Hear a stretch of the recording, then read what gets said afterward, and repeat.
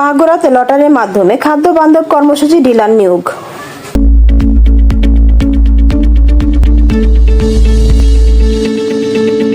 বৃহস্পতিবার 21শে আগস্ট মাগুরা সদর উপজেলা পরিষদ সম্মেলন কক্ষে উপজেলা খাদ্য বান্ধব কর্মসূচি আওতায় 13টি ইউনিয়নে ডিলার নিয়োগ 2025 উন্মুক্ত লটারি অনুষ্ঠিত হয়।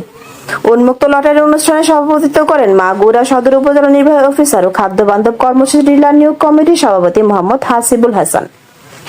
সার্বিক পরিচালনায় মাগুরা সদর উপজেলা খাদ্য নিয়ন্ত্রক ও খাদ্য বান্ধব কর্মসূচি ডিলার নিয়োগ কমিটির সদস্য সচিব ইসরাত জাহান ও সঞ্চালনায় মাগুরা সদর উপজেলা খাদ্য নিয়ন্ত্রকের কার্যালয় খাদ্য পরিষদ অপূর্ব কুমার সরকার।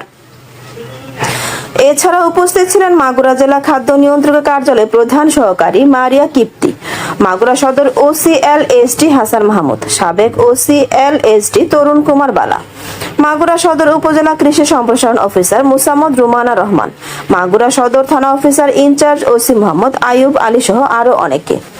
এ সময় মাগুরা বিভিন্ন প্রেস ও ইলেকট্রনিক মিডিয়া গণমাধ্যম কর্মী উপস্থিত ছিলেন।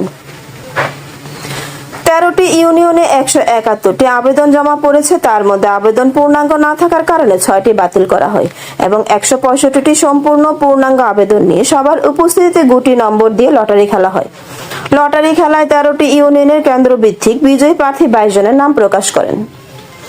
লটারি শেষে বিজয়ীদের উদ্দেশ্যে সভাপতি মাগুরা সদর উপজেলা নির্বাহী অফিসার মোহাম্মদ হাসিবুল হাসান জানান, লটারি খেলায় মাগুরা সদর উপজেলার 13টি ইউনিয়নের কেন্দ্রভিত্তিক বিজয়ী 22 জন প্রার্থী সরকারি বিধি মোতাবেক প্রত্যেকে 25,000 টাকা ব্যাংক ড্রাফট করে প্রয়োজনীয় সকল কাগজপত্র জমা দিয়ে মাগুরা সদর উপজেলা খাদ্য নিয়ন্ত্রক অফিসে যোগাযোগ করবেন।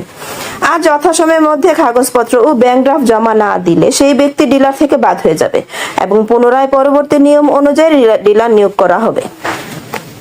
ASP news desk. ASP নিউজের সাথে থাকার জন্য ধন্যবাদ। সাবস্ক্রাইব করে সাথে থাকুন।